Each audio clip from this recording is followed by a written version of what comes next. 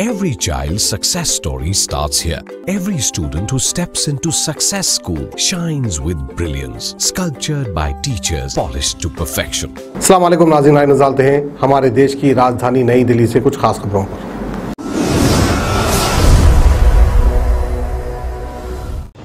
Corona संक्रमण की दूसरी लहर राजधानी दिल्ली पर कहर बनकर टूट रही है।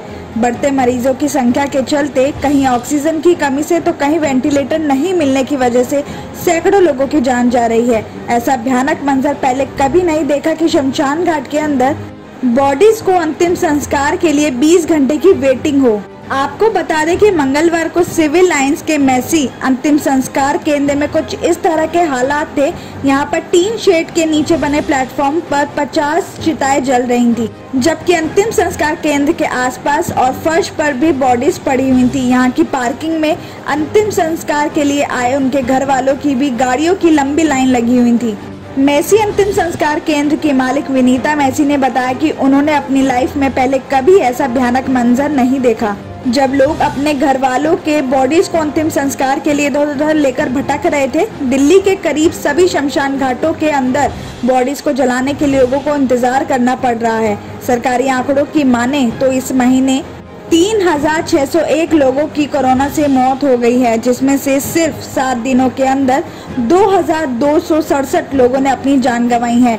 दिल्ली में मौत के आंकड़े लगातार बढ़ रहे हैं। वहीं पश्चिमी दिल्ली के अशोक नगर के अमन अरोड़ा ने सोमवार को अपने पिता एमएलए अरोड़ा को हार्ट अटैक पड़ने से खो दिया। अमन अरोड़ा ने बताया कि जब उनके पिता को सीने में तकलीफ महसूस हुई तो उनको लेकर वो कई हॉस्पिटल लेकर गए, लेकिन हॉस्पिटल ने उन्हें एडमिट नहीं किया और आखिरकार उनकी जान भी चली गई। अमन की परेशानी यहीं खत्म नहीं हुई जब वह सोमवार को अपने पिता का बॉडी लेकर अंतिम संस्कार करने के लिए सुभाष नगर के शमशान घाट में पहुंचे तो वहां पता चला कि अंतिम संस्कार के लिए लंबी वेटिंग है। उन्हें अंतिम संस्कार के लिए मंगलवार का टाइम दिया गया, लेकिन उन्हें डर था कि तब तक उन्हें पिता की बॉडी खराब ना हो जाए, इसलिए उन्होंने अपने पिता के बॉडी को किराए पर लिए रेफ्रिजरेटर की फैसिलिटी करके उसमें रखा और वो मंगलवार को शमशान घाट पर अपनी बारी का इंतजार कर रहे थे। दिल्ली के स्वास्थ्य मंत्री सत्येंद्र जैन ने गुरुवार को प्रेस कॉन्फ्रेंस करके दिल्ली में कोरोना के हालात के बारे में बताया है। उन्होंने बताया कि दिल्ली में बुधवार को कोरोना के 25,986 पॉजिटिव मामले सामने आए हैं। इस वक्त दिल्ली में पॉजिटिविटी रेट 31.76% बताई जा रही है। सत्येंद्र जैन ने आगे बताया कि पिछले 10-12 दिन में 20,000 से ज्यादा मामले आ रहे हैं। 4 दिन पहले पॉजिटिविटी रेट 35% तक पहुंच गई थी, जो थोड़ा कम हुई है। उनसे जब पूछा गया कि इन दिनों दिल्ली में टेस्टिंग क्यों कम हो रही है तो उन्होंने कहा कि टेस्टिंग में कोई कमी नहीं आई है। वहीं 1 मई से 18 से ज्यादा उम्र के लोगों के वैक्सीनेशन अभियान की शुरुआत के बारे में जब पूछा गया तो उन्होंने कहा कि हमारे पास वैक्सीनेशन नहीं है और हमें वैक्सीनेशन के लिए अब तक कोई शेड्यूल भी नहीं मिला है। राजधानी में कोरोना पेशेंट्स की सांसों की बोली अब ऊंचे दामों में लगने लगी है। जी हां, अब लोगों की जरूरी दवाइयां और ऑक्सीजन सिलेंडरों की कालाबाजारी तक शुरू हो गई है।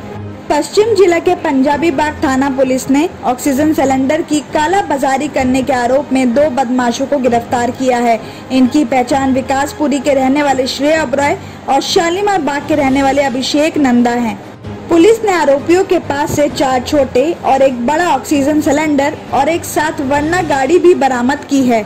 आरोपी ने बताया कि उसने ये सिलेंडर शालीमार बाग के रहने वाले अभिषेक नंदा से 37,000 रुपए में खरीदे थे।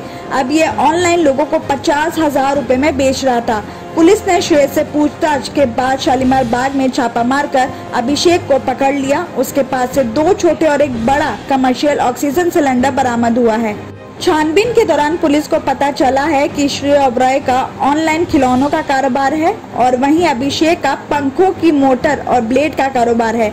इस महामारी के समय ज्यादा मुनाफा कमाने के चक्कर में आरोपी जरूरी चीजों को महंगे दामों में बेचने लगे। पुलिस आरोपियों से पूछताछ करके इस मामले की छानबीन में अभी भी जुटी हुई है। इस बात का भी पता लगाया जा रहा है कि आरोपी अभिषेक कहां से इस सिलेंडर को खरीदता था। दिल्ली से एक हत्या का मामला सामने आया है कि एक स्टूडेंट की हत्या इसलिए कर दी गई क्योंकि उसने अपने दोस्त को फोन का पासवर्ड नहीं दिया था। पीतमपुरा में एक बॉडी पुलिस को बरामद हुई है जो एक स्टूडेंट की है। मृतक छात्र के पिता ने उसके गुमशुदा होने की भी रिपोर्ट लिखवाई थी। पुलिस ने हत्या के आरोप में एक युवक को यूपी से गिरफ्तार भी कर लिया है। आपको बता दें कि यह घटना 21 अप्रैल की है। पुलिस ने महाराजा अग्रसेन इंस्टीट्यूट रोहिणी के बीबी स्टूडेंट मयंक सिंह को साथी की हत्या के आरोप में पिलखुवा उत्तर प्रदेश से गिरफ्तार किया है। पुलिस को रविवार को पीतमपुरा के एक पार्क में बॉडी की खबर मिली थी। मृतक के पास ही एक बड़ा सा टेडी भी मिला है। दिल्ली पुलिस के एक अधिकारी ने बताया कि इस पड़ताल के दौरान ड्रग्स भी मिला है। पुलिस ने अपनी जांच पड़ताल के दौरान 100 से भी ज्यादा सीसीटीवी कैमरे देखे और वहां देखा गया कि आरोपी और उसका साथी पार्क में अंदर आते हुए दिखाई दे रहे हैं। जिस स्टूडेंट की हत्या की गई है वो अपने घर से कुछ दिनों से लापता भी था। जर्मनटन हॉस्पिटल ऑर्थोपेडिक से मुताल्लिक हर मरीज यहाँ शिफायाब। इनाम याफ्ता doctor Mir Jawad Jar Khan, senior orthopaedic surgeon, advance operation theatre, ICU, digital x-ray, laboratory, physiotherapy, pharmacy, sharing और प्राइवेट रूम्स, लेडी डॉक्टर्स और डॉक्टर अर्जुमन सुल्ताना गायनेकोलॉजिस्ट की खिदमात हासिल। वाजिबी फीस और मुकम्मल सहूलियात से हजारों मुतमईन। एम्बुलेंस से आरास्ता Germanten orthopaedic hospital, pillar number 150, Attapur, Hyderabad.